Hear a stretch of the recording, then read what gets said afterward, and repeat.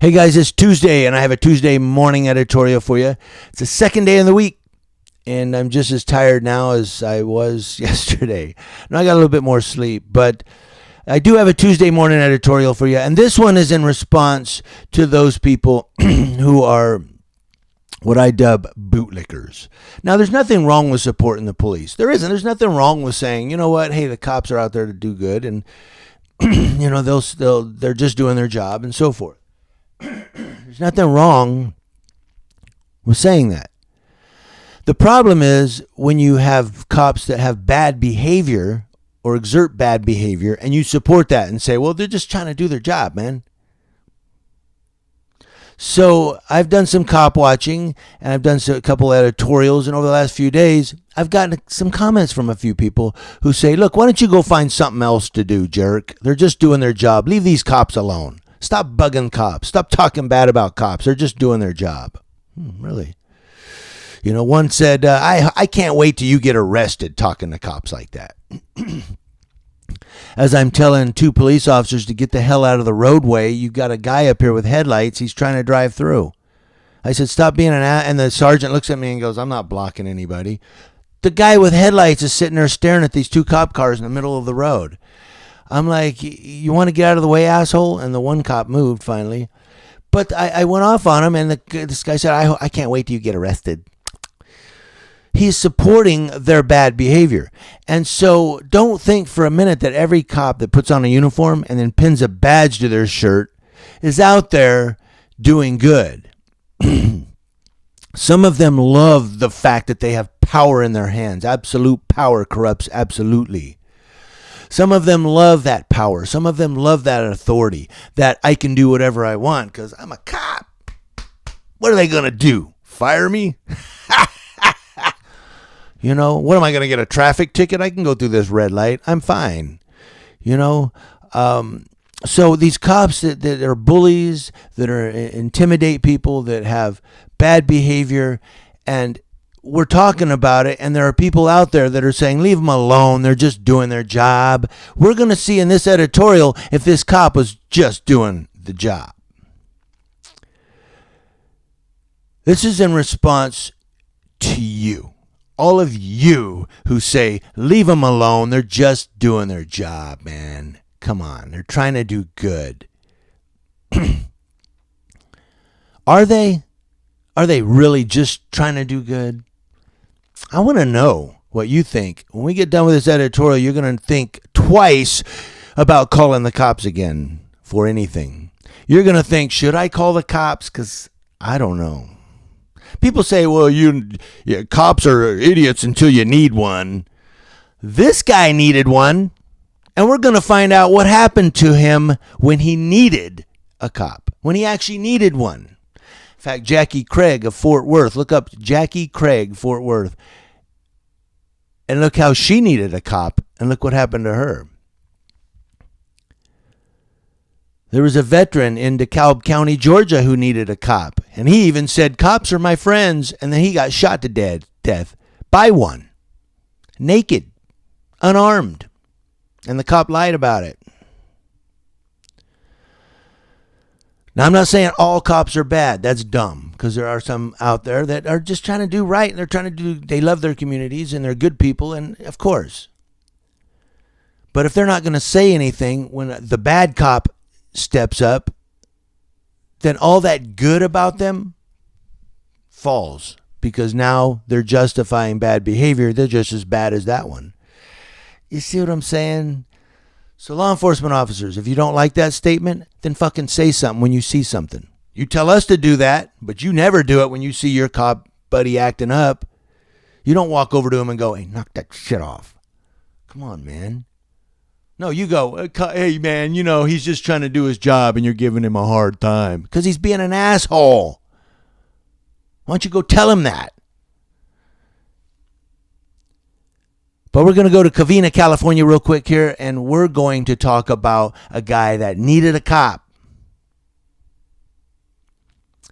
And it was a little sorry that he even called them.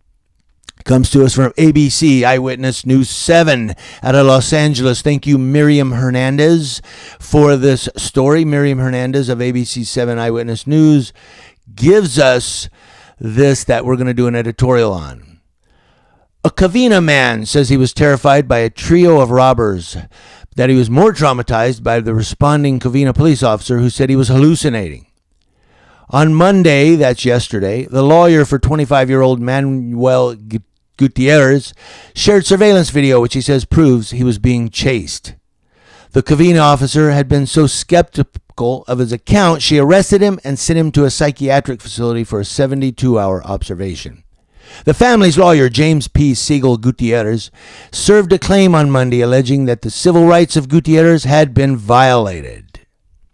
Now, they had been. His Fourth Amendment civil rights to be secure in his person had been violated. The incident happened on October 7th. That was about 2 weeks ago now. Gutierrez says a car with two male passengers and a female driver followed him to his family home and held him up at gunpoint. According to Gutierrez, he says, quote, "That is when he told me, 'Give me everything you got.' I told him, 'Get away from me. I don't have anything. Leave me alone.'" The Gutierrez family says they hunted down the neighbor's video, which shows two sets of headlights stopping at the house. After 4 minutes, one vehicle leaves.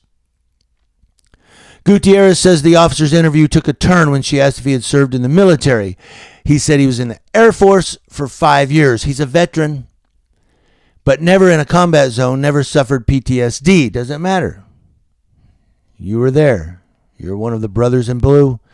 Not cop, but Air Force. Right when I said that, I went, not that, brother in blue. You're a military guy. We love you. You're a veteran. One of my brothers. According to a statement released by Covina police, Gutierrez was behaving suspiciously and had emerged from the house with a baseball bat. Now, hold on a minute. Let's get this straight.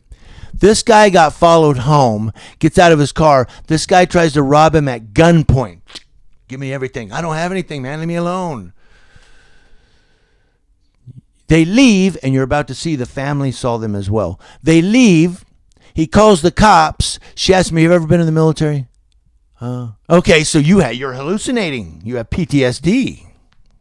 I don't know if she said that, but she arrested him and took him in for a 72-hour psychiatric hold. Well, he emerged suspiciously with a bat. Yeah, he had a gun in his face. He just got robbed. He sees headlights pull up again. He doesn't know if it's a cop or they came back. That's what he says it looks like. Gutierrez says he grabbed the baseball bat for protection, fearing the robbers could return. Then he sees headlights pull up. It's the cop. He thinks it's them. He's out of his mind. He just had a gun in his face. His heart's racing. His adrenaline's up. He's like, "Oh my God, fuck, I just had a fucking gun in my face." Because that's how you feel when things happen. It's called trauma.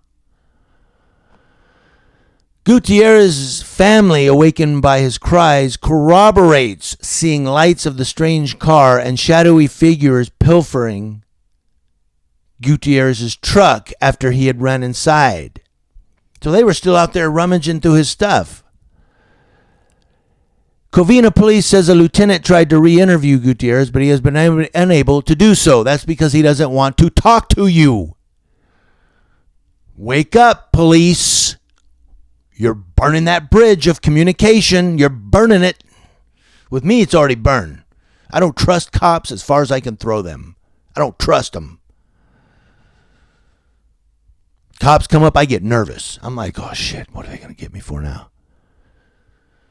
The Gutierrez family believes that 3 armed robbers remain on the loose in Covina. Well, somebody was pilfering through his truck. There were shadowy figures. There were lights in the outside that they drove off. Apparently, they're still on the loose, pilfering somebody else's truck while the Covina police arrest the victim and put him in psychiatric hold for 72 hours. And you guys out there say, "Leave the cops alone, man, you jerk. Go find something else to do. They're just doing their job." Yeah, she was just doing her job, huh? And so instead of putting out a call for a description of the suspects and their car or what have you, or saying was there video, and she arrests the victim and puts him in a psychiatric hold for 72 hours. That's police work for you. I was going to say News Now, Ukaipa. Community Leo Watch, letting you know what's going on with Leos across your nation and especially here in Southern California. Let me know what you think about this in the comment section below. I will put the link to the full story in the description box below. Leos, you guys say leave them alone. They're doing their job. I say don't fucking call the cops, guys. Handle it yourself, or you too could end up in a 72-hour psychiatric hold for being a victim.